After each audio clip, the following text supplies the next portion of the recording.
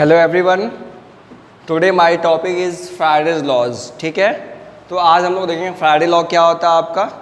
इसके पहले मैं आपको बता चुका हूँ कि फ्लक्स क्या होता है आपका, फ्लक्स की वैल्यू क्या होती है, फाई इक्वल टू बी ए होता है आपका, वो बता चुका हूँ। मैग्नेटिक लाइन कैसे पास करती थी, ठीक है, वो आपका नॉर्थ पोल साउथ पोल ये सब बता चुका हूँ मैं आपको। ठीक है, अब यहाँ पे आपका फैराडे लॉ पढ़ते हैं। यहाँ पे ये है आपका कि अगर क्लोज्ड कॉइल के अंदर यहाँ पे अगर फ्लक्स चेंज हो रहा है आपका, फ्लक्स जब चेंज होगा आपका यहाँ पे मूवमेंट के थ्रू क्लोज सर्किट के अंदर, तो आपका यहाँ पे इंड्यूस ईएमएफ जनरेट होता है, आपका इंड्यूस ईएमएफ जनरेट होता है। ठीक है, तो सपोज करो कि ये क्लोज्ड कॉइल है आपका, ठीक है, ये मैग्नेटिक बार है आपका, नॉर्थ और साउथ पोल यहाँ पे, और इसका जो मूवमेंट होगा या इसका मूवमेंट होगा आपका, इसका मूवमेंट होगा, दोनों में से कोई एक का मूवमेंट होगा, वहाँ पे आपका इंड्यूस ईएमएफ जनरेट होता है।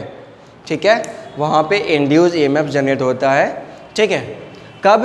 जब ये क्लोज सर्किट में फ्लक्स चेंज होता है, जब ये मूवमेंट होगा तो फ्लक्स चेंज होगा आपका। ठीक है, तो वहाँ पे आपका इंड्यूस ईएमएफ जनरेट होता है, कहाँ पे? जहाँ पे फ्लक्स चेंज होता है। ठीक है, तो इसका डिफिनीशन लिख लो आप लोग।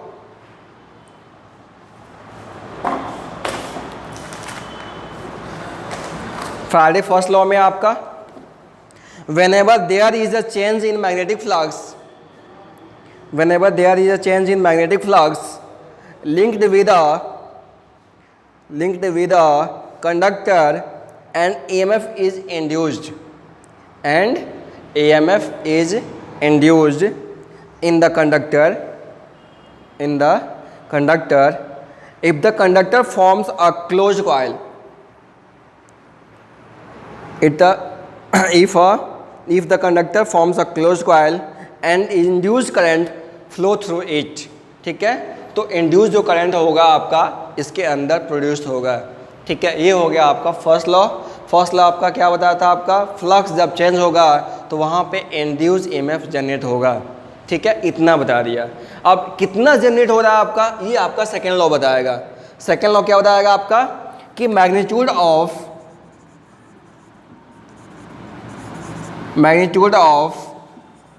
EMF is directly proportional to rate change of flux। Magnetic flux लिख दो यहाँ पे, मैग्नेटिक फ्लक्स। ठीक है, ये आपका यहाँ पे मैग्नीट्यूड बताएगा। फर्स्ट आपका क्या बताया था कि इंड्यूस ईएमएफ जनरेट होता था। सेकेंड लॉ बताया कितना आपका प्रोड्यूस हो रहा है आपका। तो यहाँ पे देखते हैं सेकेंड लॉ में कि आपका EMF equal to rate change of flux, यही बताया था आपको। ये टोटल चेंज की बात कर लेते हैं यहाँ पे, तो del phi upon del T हो जाएगा आपका। एवरेज की बात करता हूँ यहाँ पे, इंस्टेंटेनियस की बात करें यहाँ पे EMF का शॉर्ट पॉइंट पे, यहाँ पे होगा D phi by D T हो जाएगा आपका। यहाँ पे कांस्टेंट वैल्यू है, प्रोपोर्शनल है ना आपका यहाँ पे, तो ये हो जाएगा EMF प्रोपोर्शनल टू आपका D phi by D T, और प्रोपोर्शनल हटाएंगे तो कांस्टेंट वैल्यू आएगी के, और के का वैल्यू यहाँ पे 1 होता है। ठीक है, तो इसको लिखेंगे यहाँ पे del phi d t, del t या डेल्टा टी, और यहाँ पे d phi I d T हो गया। ये शॉर्ट के लिए हो गया, ये पूरा चेंज के लिए हो गया आपका। ठीक है, ये आपका क्या है? मैग्नीट्यूड बताएगा आपका कि कितना मैग्नीट्यूड हो गया आपका।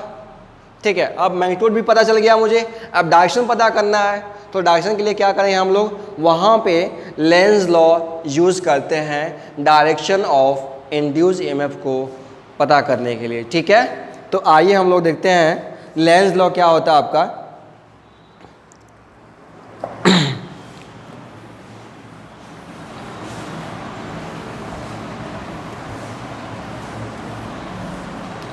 यहाँ पे आपका लेंज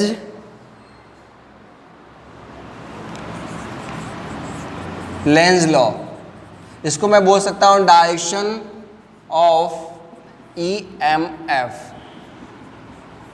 ठीक है, ईएमएफ हो गया आपका, डायरेक्शन ऑफ ईएमएफ को पता करने के लिए लेंज लॉ यूज कर सकते हैं। ठीक है, तो इसमें लिख लो आप लोग the direction of EMF, the direction of EMF is always such that it opposes the cause producing it। इससे प्रोड्यूस होता है EMF, उसी का जस्ट उल्टा होता है आपका, जस्ट आपका उल्टा होता है। मैंने बताया था अपोज करेगा आपका, जिससे आपका प्रोड्यूस होता है जस्ट उसका उल्टा होगा। अगर क्लॉकवाइज है आपका करंट प्रोड्यूस हो रहा है तो डायरेक्शन क्या होगा, एंटी क्लॉकवाइज।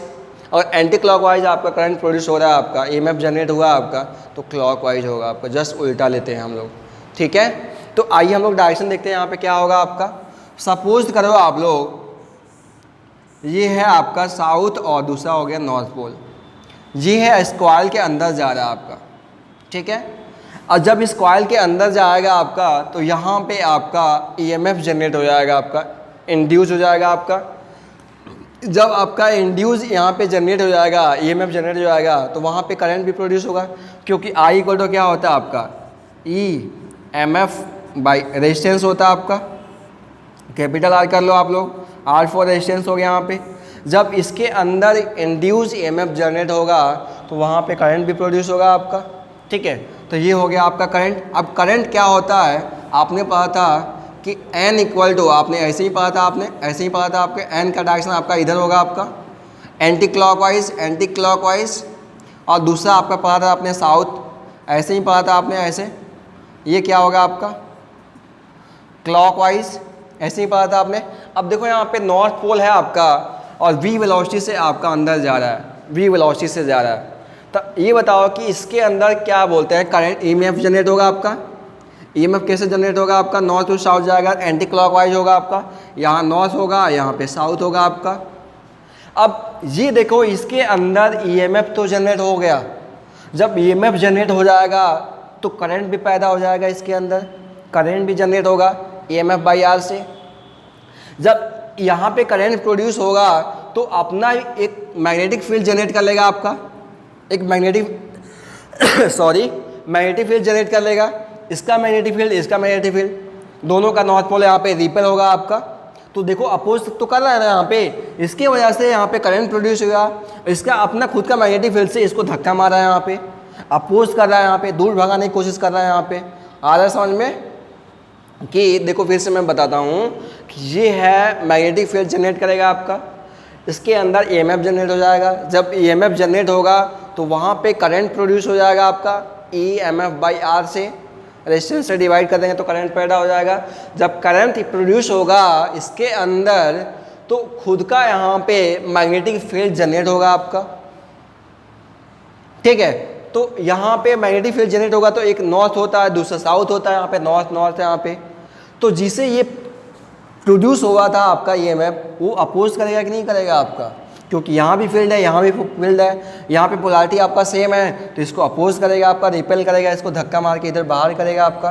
तो इसलिए कहते हैं कि जिसे यहाँ पे प्रोड्यूस हो रहा है आपका, जिसे EMF प्रोड्यूस हो रहा था उसी का अपोज कर रहा है, इसी से तो प्रोड्यूस हुआ था, इसका ये अपोज करने लगा क्योंकि खुद का मैग्नेटिक फील्ड जनरेट कर लिया यहाँ पे। ठीक है, तो ये आपका लेंज लॉ होता है। जस्ट इसका उल्टा भी करेंगे यहाँ पे, ये नॉर्थ साउथ और ये नॉर्थ, इसकी वेलोसिटी यहाँ पे V कर देते हैं, और इसके अंदर जो आपका करंट होता है क्लॉकवाइज होता है, ये साउथ है यहाँ पे नॉर्थ। देखो यहाँ पे दूर जा रहा है, बट यहाँ पे जो पोल है आपका यहाँ पे, ये क्या है आपका पास लाने की कोशिश कर रहा है कि नहीं कर रहा है यहाँ पे। तो यही आपका जिससे आपका प्रोड्यूस होता है वो आपका उसी का अपोज करता है, उसको हम लोग बोलते हैं लेंज लॉ। ठीक है, इतना क्लियर हो गया आपका। अब आगे चलते हैं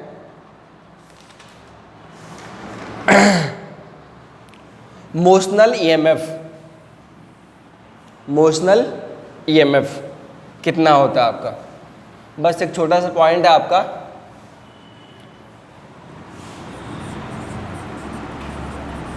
motional EMF, motional electromotive force. ठीक है, तो उसके लिए क्या बनाया गया था आपका, ये मैग्नेटिक फील्ड है आपका, ये डायरेक्शन क्या शो कर रहा है आपका, इनवर्ड शो कर रहा है आपका। ये मैग्नेटिक फील्ड है, यहाँ पे एक रॉड रखा गया है यहाँ पे, ठीक है, एल लेंथ का रॉड है, एक कंडक्टिंग है आपका, तो यहाँ पे इलेक्ट्रॉन होगा और v वेलोसिटी से देता हूँ यहाँ पे, स्पीड देता हूँ यहाँ पे, तो इसका मोमेंट होगा। और यहाँ पे आपका L, V और B ये आपस में are mutually perpendicular to each other, ठीक है। तो क्या हम लोग यूज़ करते हैं Fleming left hand rule. Magnetic field आपका अंदर है, ठीक है। अब क्या है कि v वेलोसिटी आपका इधर है, फोर्स आपका ऊपर लगेगा, आपका फोर्स ऊपर लगेगा आपका, ठीक है, ऊपर फोर्स लगेगा आपका ये फोर्स ऊपर लगेगा यहाँ पे, इस पॉइंट के ऊपर फोर्स लगेगा आपका Fm, ठीक है। और चार्ज का फ्लो आपका, इलेक्ट्रॉन आपका इधर फ्लो करेगा आपका, ये हो गया आपका Fe हो गया आपका, तो यहाँ लिख सकता हूँ Fe इक्वल टू आपका Fm, यही लिख सकता हूँ यहाँ पे, ठीक है। ये तो हो गया आपका तो QE इक्वल टू QVB, यही होता है क्या आपका,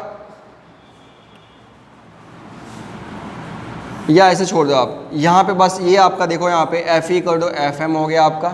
अब यहाँ पे EMF जो जनरेट होगा आपका कितना हो जाएगा आपका, ये हो गया EVL, ठीक है। ये आपका यहाँ पे BVL कर लो, यहाँ पे BVL, ठीक है।